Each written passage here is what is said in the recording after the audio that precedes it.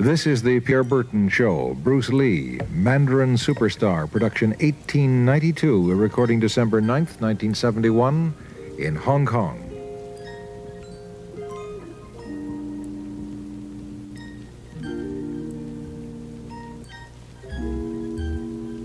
Bruce Lee faces a real dilemma. He's on the verge of stardom in the United States with a projected TV series on the horizon, but he's just achieved superstardom as a film actor here in Hong Kong. So what does he choose, the East or the West? It's a kind of problem that most budding movie actors would welcome.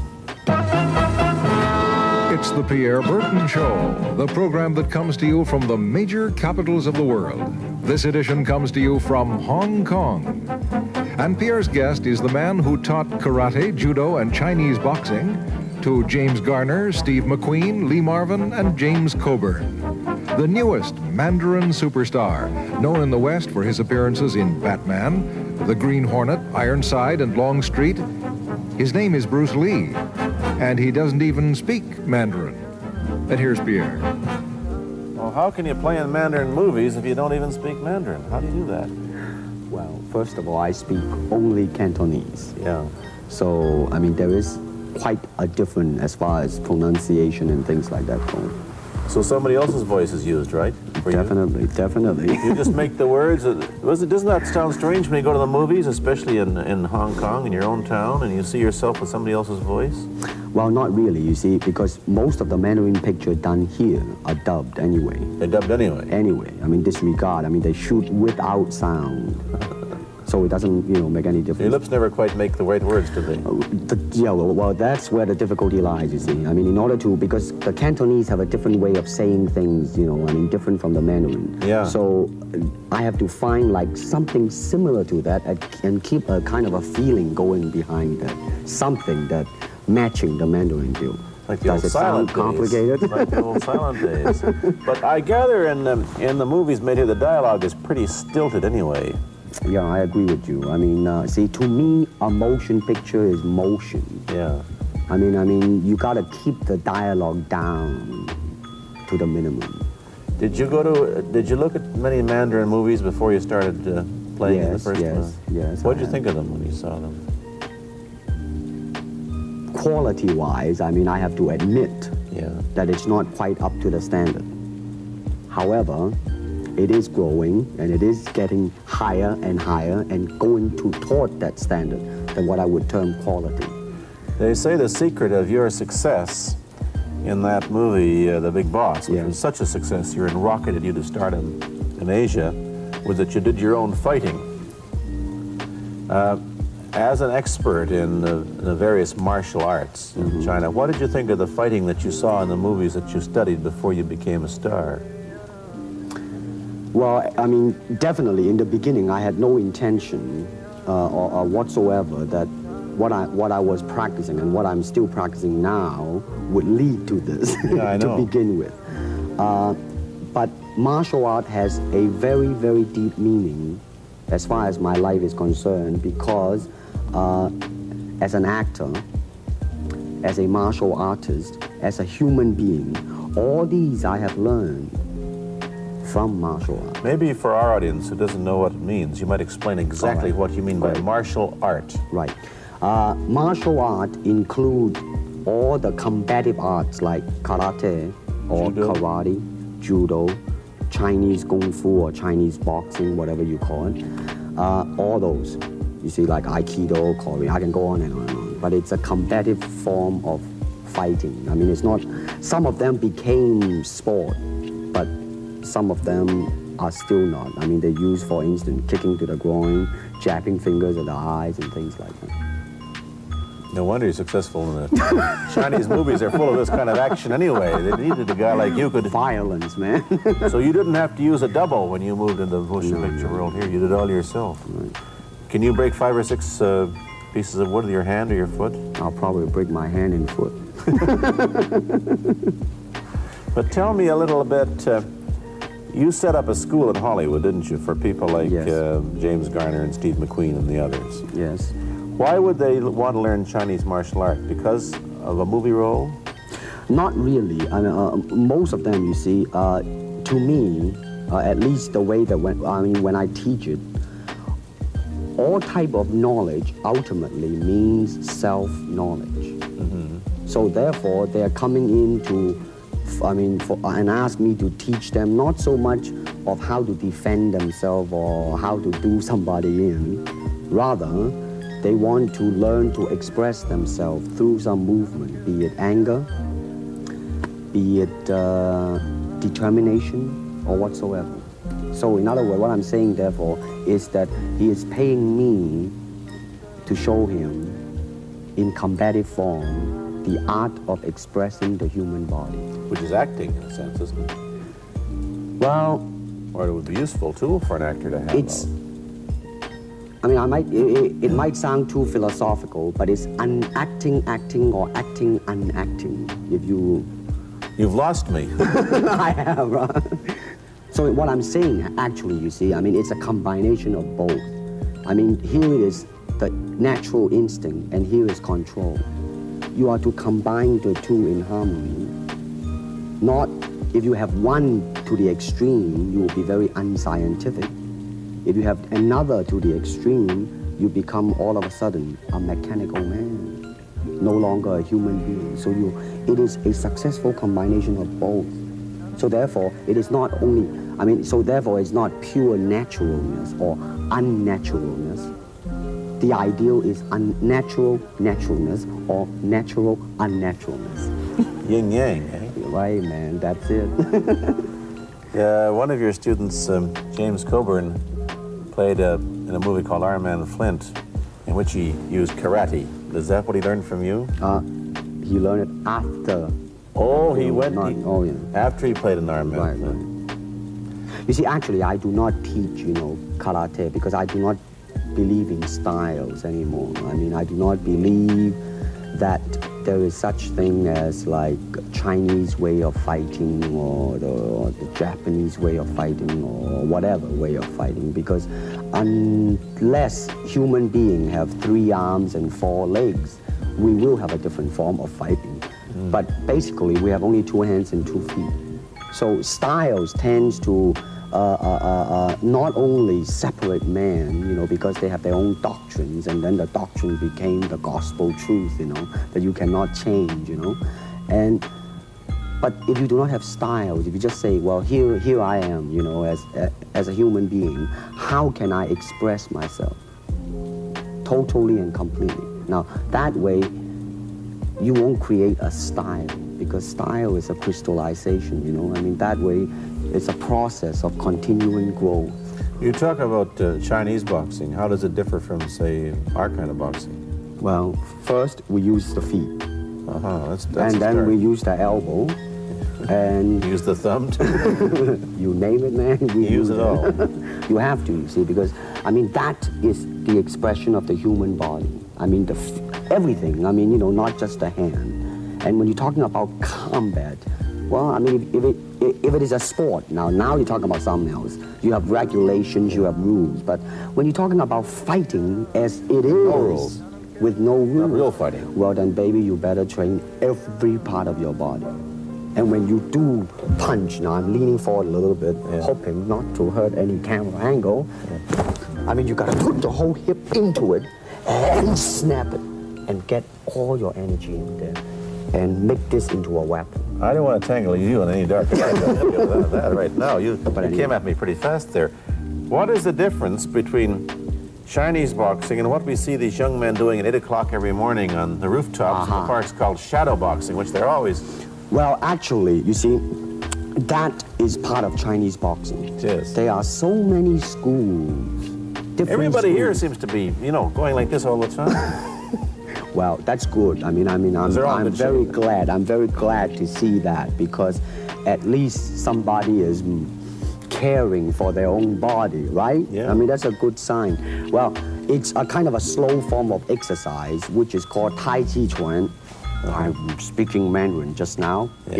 Cantonese, Tai Chi Chuan, okay? And it's more of an exercise for the elderly.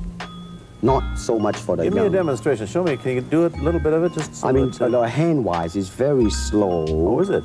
and you push it out, but all the time you are keeping the continuity going, bending, stretching, everything. Suppose, I mean, you just keep it moving. It's like a ballet dancer there. Yeah, it is. I mean, to them, you see, the idea is running water never grows stale. So you got to just keep on flowing. Of all your students, famous, James Garner, Steve McQueen, Lee Marvin, James Coburn, Roman Polanski, which was the best? Who adapted best to this Oriental form of exercise and defense? Well,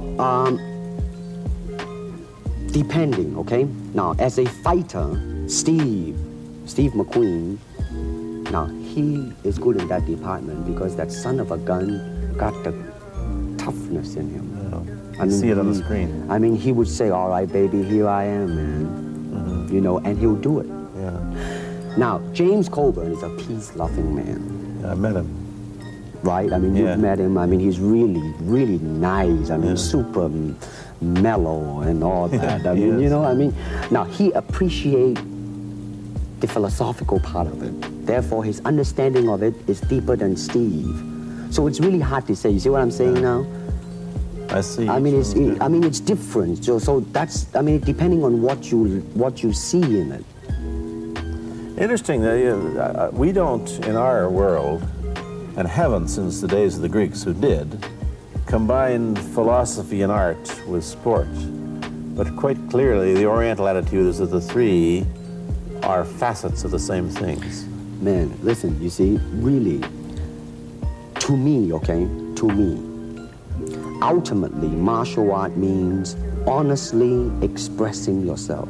Now, it is very difficult to do. I mean, it is easy for me to put on a show and be cocky and be flooded with a cocky feeling and then feel like pretty cool and all that. Or I can make all kinds of phony things, you see what I mean? Blinded by it. Or I can show you some really fancy movement. But to express oneself honestly, not lying to oneself, and to express myself honestly, that, my friend, is very hard to do. And you have to train. You have to keep your reflexes so that when you want it, it's there. When you want to move, you're moving.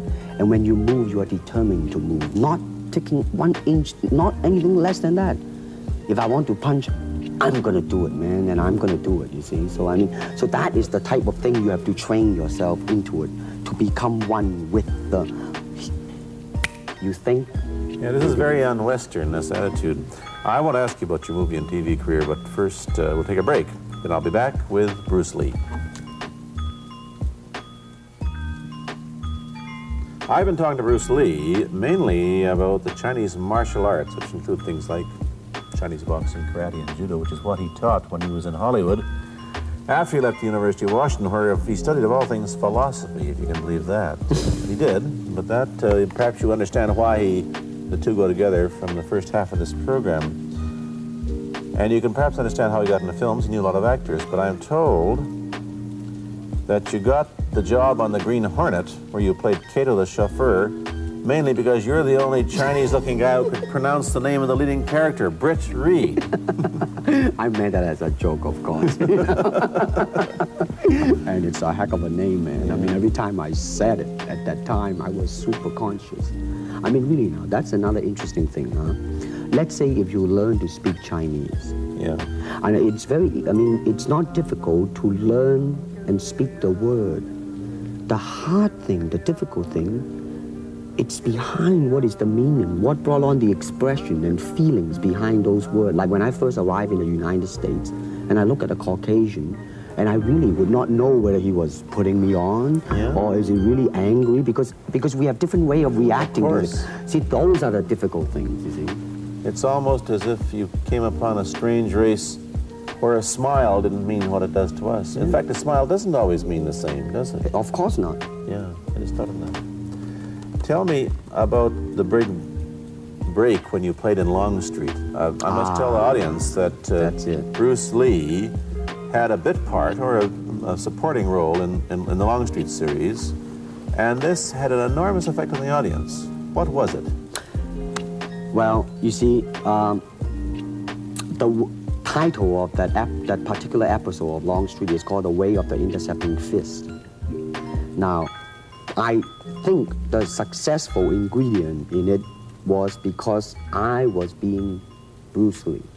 Yourself. Myself, right. And did that part, just express myself, like I say, honestly express myself at that time. And because of that, I brought, favorable mentioning in like New York Times, which says like the Chinaman, who incidentally came off quite convincingly enough to earn himself a television series, and so on and so on and so forth. Can you remember the lines by Sterling Siliphant, the key lines? He's one of my students, you know that? Was he too? Yes. You've had everybody as your student. But you read, there were some lines that expressed your philosophy. I don't know if you remember them or not. I remember that. I Let's said, hear. this is what it is, okay? You're talking to Longstreet, played by James Francesca. I said, empty your mind. Be formless, shapeless, like water. Now you put water into a cup, it becomes the cup. You put water into a bottle, it becomes the bottle. You put it in a teapot, it becomes the teapot. Now water can flow or it can crash. Be water, my friend. Like that, you see? Oh, I see. I get the idea. I get the power behind it. So now, two things have happened. First, there's a pretty good chance that you'll get a TV series in the States called The Warriors, in which you use what, the martial arts in a Western setting? That was the original idea. Now, Paramount, I did Longstreet for Paramount, and Paramount wants me to be in a television series. On the other hand, Warner Brother wants me to be in another one, but both of them, I think, they want me to be in a modernized type of a thing. And they think that Western idea is out. But you would you want to do the Western, eh? I want, because you see, I mean, how else can you justify all these punching and kicking and violence except in that period of the West? I mean, in nowadays, I mean, you don't go around on the street kicking people or punching people. Because if you do, that's it. I mean, I don't care how good you are, But this is true also of the Chinese dramas, which are mainly costume dramas. They're all full of blood and gore over here. Oh, you mean here? Yeah. Well, unfortunately, you see, I hope that the picture I am in would either explain why the violence was done, whether right or wrong or whatnot. But unfortunately, pictures, most of them here are done mainly just for the sake of violence. You know what I mean? Like, fighting for 30 minutes, get stabbed 50 times. Well, I'm fascinated. Let me give you your microphone back. I'm fascinated that you came back. I am a martial artist. You came back to Hong Kong on the verge of success in Hollywood and full of it. And suddenly, on the strength of one picture, you become a superstar. Everybody knows you. You have to change your phone number. You get mobbed in the streets. Now, what are you going to do? Are you going to be able to live in both worlds? Are you going to be a superstar here, or one in the States, or both? Well, let me say this. First of all, the word superstar really turned me off, and I'll tell you why. Because the word star, man, it's an illusion. It's something what the public calls you. You should look upon oneself as an actor, man. I mean, you would be very pleased if somebody say, hey, man, you are a super actor. It is much better than, superstar. Yeah, therefore, you've got to admit that you are a superstar. You're not going to, if you're going to give me the truth. I'm honestly saying this, okay? Yes, I have been very successful, okay? But I think the word star I do not look upon myself as a star. I really don't. I mean, believe me, man, when I say it. I mean, I'm not saying it because what are you going to do? Let's get back to the question. Okay. Are you going to stay in Hong Kong and be famous? Or are you going to go to the United States and be famous? Or are you going to try and eat your cake and have it too? I am going to do both because, you see, I have already made up my mind that in the United States, I think something about the Oriental, the true Oriental should be shown. Hollywood sure as heck hasn't. You better believe it, man. I mean, it's always that pigtail and bouncing around, chop, with the eyes slant and all that. And I think that's very, very out of Is it true that you were the first job you had was being cast as Charlie Chan's number one boy? Yeah, number one son, yeah. They never made the movie. No. They were going to make it into like a new Chinese James Bond type of a thing. Now that, you know, the old man Chan is dead, Charlie is dead, and his son is carrying on. But they didn't do that. No. Batman came along, you see, because, and then everything was started to be going into that, you know, that kind of a, which you were in. But by the way, I did a really terrible job in that, I have to say. Really? You didn't like yourself? I didn't see it. Let me ask you, however, about the problems that you face as a Chinese hero in an American series. Have people come up in the industry and said, well, we don't know how the audience are going to take a non-American? Well, such question has been raised. In fact, it is being discussed, and that is why The Warrior is not going to be on. I see. You see, because unfortunately, such thing does exist in this world, you see, like, I don't know, certain part of the country, right? Where, like, they think that business-wise, it's a risk. And I don't blame them, I mean, in the same way, it's like in Hong Kong, if a foreigner come and became a star, if I were the man with the money, I probably would have my own worry of whether or not the acceptance would be there. But that's all right, because if you honestly express yourself, it doesn't matter, see? Are you, how about the other side of the coin? Is it possible that you are, I mean, you're fairly hip and fairly Americanized. Are you too Western for Oriental audiences, do you think? Oh man, like, how? I have been criticized for that. You have, eh? Oh, yes, definitely. So. Well, let me say this. When I do the Chinese film, I'll try my best not to be as American as I, have been adjusted to for the last 12 years in the States. But when I go back to the States, it seems to be the other way around. You know what I mean? Too exotic, eh? Yeah, man. I mean, they're trying to get me to do too many things that are really for the sake of being exotic. You understand what I'm trying to say? Oh, sure. So it's really, I mean, it's when you live in both worlds, it brings its problems as well as its advantages, and you've got both. Time to go to a commercial. I'll be back in a moment with Bruce Lee. Let me ask you whether the change in attitude on the part of the Nixon administration towards China has helped your chances of starring in an American TV series. Well, first of all, this happened before that. Yeah. But I do think that things of Chinese will be quite interesting for the next few years. I mean, not that I'm politically, inclining toward anything. No, I understand that. I'm just wondering. But I mean, once the opening of China, I mean, that it will bring more understanding. Yeah. More things that are, like different, and maybe in the contrast of comparison, some new thing might grow. So therefore, I mean, it's a very rich period to be in. I mean, like, if I were born, let's say, 40 years ago. Yeah. If I have a thought in my mind, I said, boy, I'm gonna star in a movie or star in a television series in America. Well, that might be a vague dream, but I think right now, maybe.